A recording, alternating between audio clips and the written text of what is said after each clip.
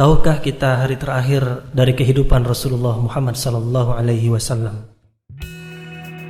Anas bin Malik meriwayatkan bahwa tatkala orang-orang muslim sedang melaksanakan salat subuh pada hari Senin, sementara Abu Bakar menjadi imam, Rasulullah sallallahu alaihi wasallam tidak menampakkan diri kepada mereka. Beliau hanya menyibak tabir kamar Aisyah dan memandangi mereka yang sedang berbaris dalam saf-saf salat. Kemudian beliau tersenyum.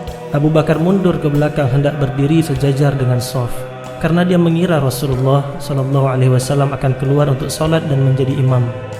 Anas bin Malik menuturkan, orang-orang muslim bermaksud hendak menghentikan salat karena merasa gembira dengan keadaan Rasulullah. Namun beliau memberi isyarat dengan tangan agar mereka menyelesaikan salat. Kemudian beliau masuk ke bilik dan menurunkan tabir. Setelah itu Rasulullah sallallahu alaihi wasallam tidak mendapatkan waktu salat berikutnya.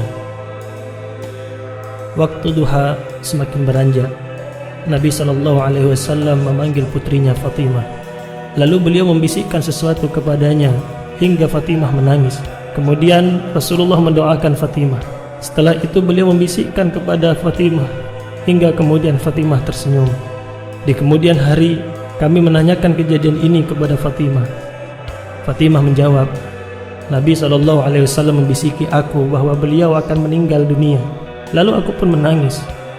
Kemudian beliau membisiki aku lagi, berisi kabar gembira bahwa akulah anggota keluarga beliau yang pertama kali akan menyusul beliau.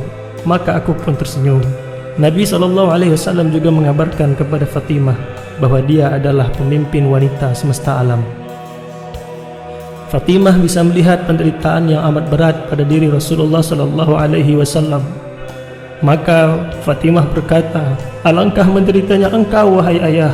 Kemudian Rasulullah menjawab, "Tidak ada penderitaan atas ayahmu setelah hari ini."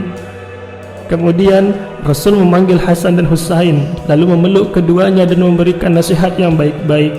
Beliau sallallahu alaihi wasallam juga memanggil para istri beliau, memberi nasihat dan peringatan kepada mereka.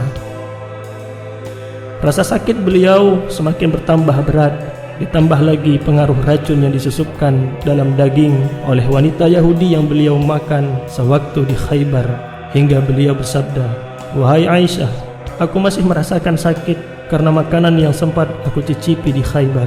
Inilah bagiku untuk merasakan bagaimana terputusnya nadiku karena racun tersebut." Beliau sallallahu alaihi wasallam juga memberikan nasihat kepada orang-orang, "Salat, salat dan budak-budak yang kalian miliki." Beliau menyampaikan wasiat ini hingga beberapa kali dengan maksud perintah untuk memperhatikan dua hal ini. Saudaraku yang dimuliakan oleh Allah Subhanahu wa taala, tibalah detik-detik terakhir dari hidup Rasulullah sallallahu alaihi wasallam. Aisyah menarik tubuh beliau ke pangkuannya. Tentang hal ini Aisyah pernah berkata, "Sesungguhnya di antara nikmat Allah yang dilimpahkan kepadaku bahwa Rasulullah sallallahu alaihi wasallam meninggal dunia di rumahku pada hari giliranku berada dalam rengkuhan dadaku, bahwa Allah menyatukan antara ludahku dan ludah beliau dalam siwak saat beliau wafat." Abdurrahman bin Abu Bakar masuk sambil memegang siwak. Saat itu aku merengkuh tubuh beliau. Kulihat Rasulullah melirik ke siwak di tangan Abdurrahman, karena aku tahu beliau amat sangat suka kepada siwak. Maka aku bertanya, "Apakah aku boleh mengambil siwak itu untuk engkau ya Rasulullah?" Beliau mengiyakan dengan isyarat kepala. Maka aku menyerahkannya kepada beliau dan menggosokkannya ke mulut beliau. Rupanya gosokanku terlalu keras bagi beliau. Aku bertanya, "Apakah aku harus memelankannya ya Rasulullah?" Beliau mengiyakan dengan isyarat kepala. Maka aku menggosok dengan pelan-pelan sekali. Di tangan beliau saat itu ada bejana berisi air. Beliau mencelupkan kedua tangan ke dalam air lalu mengusapkannya ke wajah sambil bersabda, "Tiada ilah selain Allah. Sesungguhnya kematian itu ada sekaratnya." Seusai bersiwak, beliau mengangkat tangan dan jari-jari, mengarahkan pandangan ke arah langit-langit rumah, dan kedua bibir beliau bergerak-gerak. Aisyah masih sempat mendengar sabda beliau pada saat-saat itu, "Bersama orang-orang yang engkau beri nikmat atas mereka dari para nabi, siddiqin, orang-orang yang engkau beri nikmat, para syuhada dan salihin. Ya Allah, ampunilah dosaku dan rahmatilah aku. Pertemukanlah aku dengan kekasih yang maha tinggi, ya Allah, kekasih yang maha tinggi."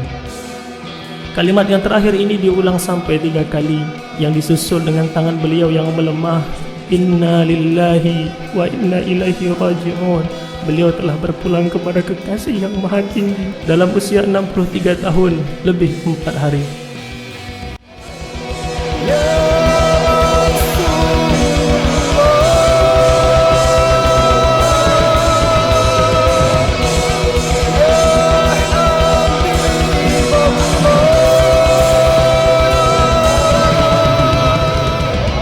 Kabar kesedihan langsung menyebar.